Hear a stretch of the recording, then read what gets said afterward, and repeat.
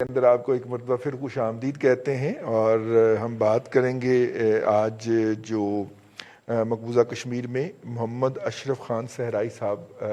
بہت اہم رہنما ہیں حریت کانفرنس کے، ان کے صاحبزادے جنید صحرائی اپنے ایک ساتھی کے ہمراہ جو ہے وہ بھارتی فوج کے ساتھ لڑتے ہوئے شہید ہو گئے ہیں۔ ان کی شہادت جو ہے ان کے والد صاحب نے ان کا غائبانہ نماز جنازہ بھی پڑھایا، وہ تو ایک اپنی طرف سے بات ہے، لیکن اس میں جو بھارتی فورسز نے جو کیا، اور ابھی پچھلے دنوں جو اگر آپ کو یاد ہو تو مودی صاحب نے وہاں پہ وہ ڈومیسائل اور یہ سارا کچھ وہاں پہ کی ڈیموگرافک چینج کے لیے جو حرکات شروع کی، اگر اس کی طرف چلیں تو عبداللہ ملک صاحب یہ تو بڑی خوفناک ہیومن رائٹ کی ہو رہی ہے، ایلیمینیشن ہونے لگی ہے وہاں سے، جسے کہنا چاہیے مسلمانوں کو بائی فورس جو ہے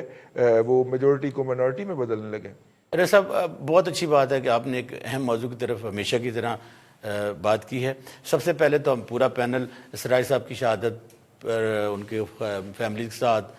پورے کشمیریوں کے ساتھ اظہار یکجہتی کرتے ہیں اور اس کی بھرپور مذمت کرتے ہیں۔ آپ تو ہمیشہ اس چیز کی بات کرتے ہیں، لیکن بڑا افسوس ہوتا ہے کہ ہماری حکومت شاید لاسٹ جو تقریر کی تھی جنرل اسمبلی میں، وہ کہہ کے لوگوں کو کہہ کہ بھئی کشمیر میں یہ کچھ ہو رہا ہے، اس کے بعد دھنیا پی کے جو بھی آپ کہتے ہیں سو گئی ہے، اور اس کے علاوہ آج تک ہم نے کوئی اس قسم کی کوئی مؤثر قسم کی کوئی کشمیر کمیٹی کی طرف سے یا حکومت کی طرف سے یا وزارت خارجہ کی طرف سے کوئی اس قسم کا بیان نہیں لیا۔ اور جو کشمیر میں جو کچھ ہو رہا ہے یقیناً وہ سب کے لیے، ہم سب کے لیے، پوری دنیا کے لیے باعث تشویش ہونا چاہیے۔ نہ صرف وہاں پر عصمت دری ہو رہی ہے، لوگوں کو شہید کیا جا رہا ہے، اور اب تو بالخصوص کشمیریوں کی وہاں جو اکثریت ہے اس کو اقلیت میں بدلنے کے لیے باقاعدہ طور پر ایک جامع منصوبے کے تحت ایک کارروائی ہو رہی ہے۔ وہاں پر جو ہندو کمیونٹی ہے اس کو آباد کیا جا رہا ہے، ان کو بزنس کی فیسلٹیز دی جا رہی ہیں، اور کشمیریوں پر ان کے گھروں کو جلایا جا رہا ہے، ان کو اتنا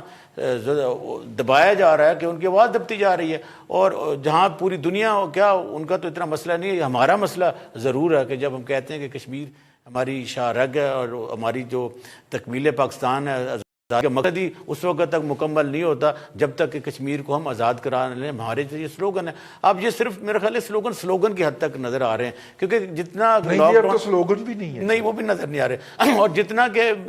انڈین نے اس لاک ڈاؤن سے فائدہ اٹھایا ہے اور بڑی خاموشی کے ساتھ جو وہ کاروائیاں کر رہے ہیں، اور ہم صرف ایک مذمت کہہ دیتے ہیں کہ آج اتنے شہید ہو گئے، ہم مذمت کرتے ہیں اور ایک وزارت خارجہ کی طرف سے ایک بیان شائع ہو جاتا ہے، لیکن وہ حکومت جو کہ سب سے پہلے کشمیر کی بات کیا کرتے تھے، اور جو ہمارے وزیر اعظم بلکہ لوگوں کو دعوت دیا کرتے تھے آئیں کشمیر میں بات کریں، یہ ہمارا کور ایشو ہے، اور وہ ٹرمپ صاحب کو انوالو کیا کرتے آپ آئیں اور ہمارا مسئلہ حل کروائیں، اب وہ بھی آواز دبتی جا رہی ہے۔ تو یہ کوتاہی ہے، جب نسل کشی ہو رہی ہوگی، جب لوگوں کو شہید کیا جا رہا ہوگا، جب ان کی املاک جلائی جا رہی ہوں گی، جب ایک سوچے سمجھے منصوبے کے تحت ان کو وہاں سے بے دخل کیا جاتا رہا ہوگا اور وہاں کی اقلیت کو اکثریت پہ بدلیں گے، تو پھر ہمارا خاموش رہنا، ظالموں کے ساتھ ملنا، وہ کہتے ہیں نا کہ جہاں ظلم ہوگا آپ آواز نہیں اٹھائیں گے، مولا علی کا قول ہے، تو آپ بھی ظالموں میں شمار ہوں گے۔ تو میرا خیال ہے کہ جو ظلم ہماری طرف یہ جو چیزیں بڑھ رہی ہیں، ہمیں اس کا تدارک کرنا چاہیے اور حکومت کو ہوش ناخر لینا چاہیے، تاکہ ہم کشمیریوں کے لیے جہاں مؤثر آواز اٹھاتے ہیں، اب وقت آ گیا ہے کہ ہم کشمیریوں کے لیے کچھ کر سکیں۔ عبداللہ ملک صاحب مجھے تو تشویش ہے کہ کہیں اس قتل و غارت گری کے اندر ہمارا ہاتھ بھی نہ نکل آئے کسی لیول پہ جا کے، جتنی فیسیلیٹیشن خاموشی تو یہی بتاتی ہے، جتنی فیسیلیٹیشن ہم کر رہے ہیں، مجھے تو یہ خدشہ ہے چوہی ظہیر صاحب کہ اور کوئی 5-10 سال کے بعد پتہ چلے کہ اس میں ہمارا ہی ہاتھ تھا اور ہم ہی چپ کر کے یہ بیٹھے ہوئے تھے کہ یہ جناب جو کشمیر کا جو ہے یہ پوری طرح مودی صاحب اس کو امپلیمنٹ کر لیں۔ ہم دعائیں کرتے رہے ہیں جی کہ مودی صاحب آ جائیں گے منتخب ہو کے، ہمارے پرائم منسٹر صاحب جو ہیں وہ چوہی ظہیر صاحب دعائیں کرتے رہے ہیں کہ وہ منتخب ہو کے آ جائیں تو کشمیر کا مسئلہ حل ہو جائے گا، تو یقیناً اس طرح حل ہونے جا رہا ہے، حال کی طرف ان کا اشارہ تھا نا۔ تو اب اس میں آپ کو بھی سمجھنا چاہیے اور میرے جیسے پاگلوں کو بھی سمجھنا چاہیے کہ اصل میں یہ ایشو ہے کیا۔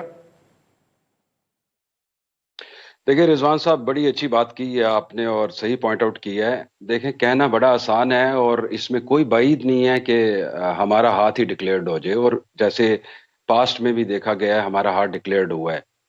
اور یہ اتنا امپورٹنٹ اور سینسٹیو ایشو ہے جو 1947 سے چلا آ رہا ہے۔ آپ یہ دیکھیں آج 7 ماہ ہو گئے ہیں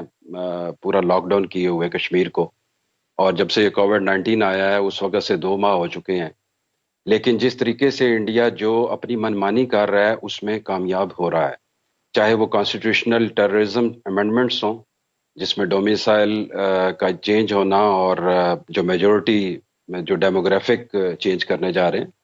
یہ سارے کے سارے، لیکن آپ یہ دیکھیں یہ کر کیسے رہے ہیں اور کتنے سکون سے اور دھڑلے سے اور بدماشی سے کر رہے ہیں. اور اس کے برعکس جن کو جو سٹینس ہے، جو ہمارا سٹینس ہے، وہ کہاں ہے؟ کیا ہم اس وہ جو اس کے جس طرح کا سٹینس ہمیں لینا چاہیے کیا ہم لے رہے ہیں؟ بالکل بھی نہیں. ہم دیکھیں یہ چیز انڈیا کسی بھی طریقے سے ریڈی نہیں ہے. ہم نے یہ کنفیس بھی کر لی ہے اور انٹرنیشنل لیول پہ بھی بتا دیا ہے کہ جو بائیلیٹرل ٹاکس ہیں وہ فیلڈ ہو چکی ہیں، اور ہم کسی تھرڈ پارٹی کی طرف دیکھ رہے ہیں کہ کوئی آئے اور آ کے کوئی مسیحا، کوئی سپر پاور، کوئی ہماری ہیلپ آؤٹ کرے. لیکن کیا ہم ہیلپ کر سکتے ہیں کشمیریوں کی؟ ہمیں دیکھیں بڑی تاریخ جو ہے بڑی سبق آموز ہے. 1947-48 کی جنگ دیکھ لیں جب کشمیر کا مسئلہ ہوا، پھر 65 کی جنگ دیکھ لیں، پھر جب ہندوستان نے یہ بارڈر کھول دیا، پھر کچھ نہیں ہمیں حاصل ہوا.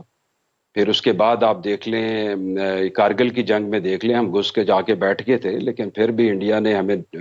اٹرلی نے نیوٹرلائز کیا اور ہم کچھ گین نہیں کر پائے. اور انٹرنیشنل پریشر جو ہے وہ انڈیا ڈلوا دیتا ہے کیونکہ ہم آئسولیٹڈ ہے، پھر بھی ہم کچھ نہیں کر پائے. پھر اسی طریقے سے آپ کو یاد ہوگا کہ پھر ہمیں جب یہ کنفیس ہو گیا کہ جناب ہم کچھ نہیں کر سکتے، پھر ہم نیوکلیر ڈیٹرنس کی طرف گئے کہ چلو نیوکلیر ڈیٹرنس ہو. چلو مان لیا نیوکلیر ڈیٹرنس ہے، اور جس طریقے سے ہر پاکستانی ابھی یہ بات کرتا ہے کہ ہم ناکو چنے چبا دیں گے انڈیا کو، ٹھیک ہے بھائی چبا دیتے ہیں. کیا کل کو کوئی بھی وار ہوتی ہے تو الٹیمیٹلی نیوکلیر وار ہوگی؟ کیا انٹرنیشنل لیول پہ ہم اس کو فیس کر سکیں گے؟ کیا انٹرنیشنل کمیونٹی ہمیں کرنے دے گی؟ بالکل بھی نہیں. اور چوئی پھر ظہیر دوسری صاحب، حالات آپ یہ دیکھیں. چوئی ظہیر صاحب،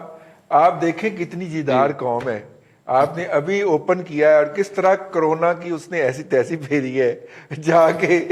بازاروں کے اندر، اور وہاں پہ قوم کس طرح کھل گئی ہے، کھل کے وہ